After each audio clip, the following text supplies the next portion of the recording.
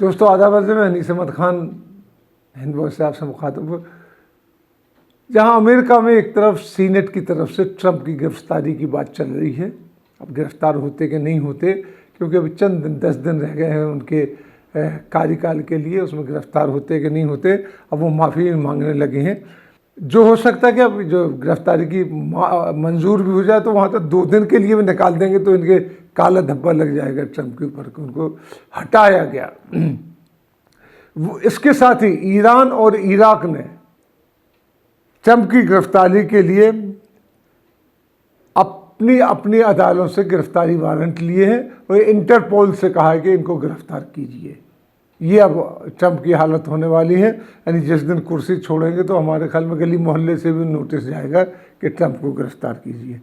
Iraq और Iran दोनों ने फौजी कमांडर जो इराक के कासिम सुलेमानी का कत्ल हुआ था उस सिलसिले में उनकी गिरफ्तारी चाहता है ट्रंप की, क्योंकि ये बिल्कुल क्लियर बात है कि पाकिस्तान के इशारे पर उनके ऊपर दौड़ छोड़ा गया और दौड़ से उनकी मौत हो गई। इससे पहले कई बार इंटरपोल से भी ट्रंप के खिलाफ रेड कॉर्नर इशू करने की बात कर चुके हैं दोनों कंट्री, ईरान और इराक। ईरान की वार्निंग और फतवे को हल्के में नहीं लेना चाहिए।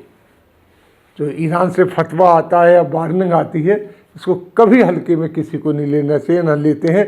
1988 में मशहूर लेखक सलमान रुश्दी की किताब सैटेनिक वर्सेस के लिए स्वर्गीय आयतुल्लाह खुमैनी ने,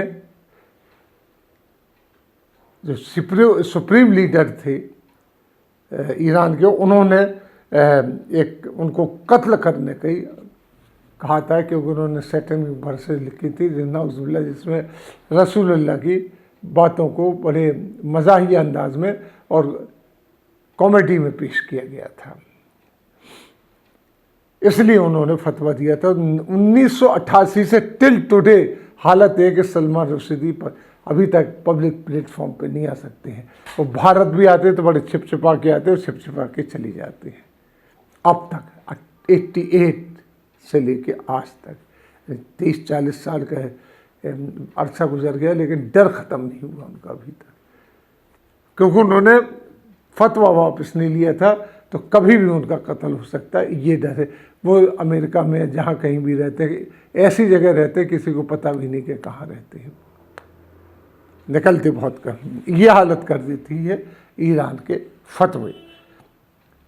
अब ईरान ने फिर ट्रंप के खिलाफ फतवा दे दिया है अगर, तो फिर ट्रंप का क्या होगा?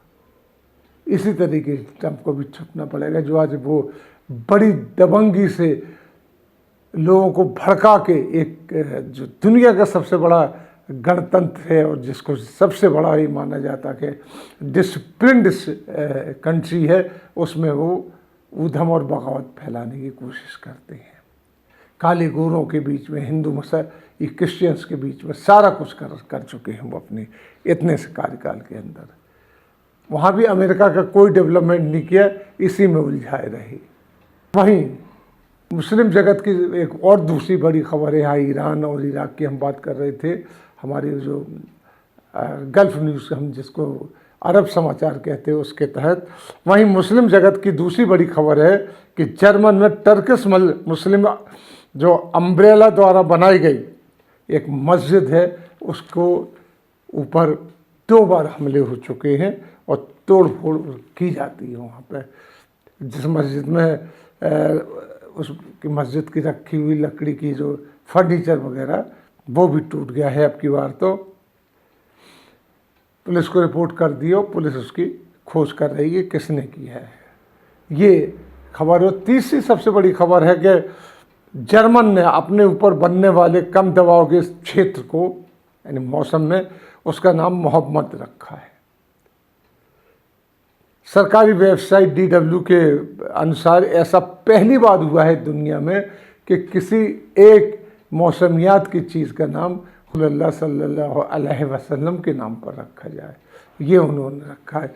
ये वहाँ रहने वाले जो माइनॉरिटी के हैं, पाकिस्तानी, हिंदुस्तानी मुसलमान, उन्होंने इस बात का दबाव डाला कि इसका नाम मोहम्मद रखा जाए, तो उन्होंने इसका नाम मोहम्मद रखा है। इसका। हालांकि ये जो कम दबाव का क्षेत्र आगे बढ़ता चला जाएगा और वहाँ उन इलाकों में काफ़ी फैल जाएगा, तो एक नाम रख देते हैं सब लोग, लेकिन अब की बार उनका नाम हज़रत मोहम्मद सल्लल्लाहु अलैहि वसल्लम के नाम से मोहम्मद रखा गया है। ये बहुत बड़ी बात है, बहुत बड़ी बात है, माशाअल्लाह। इसी के साथ हम आपसे लेते हैं विदा। अगले अंक में फिर हाजिर होंगे, तब तक के लिए दीजिए हमें इजाज़त।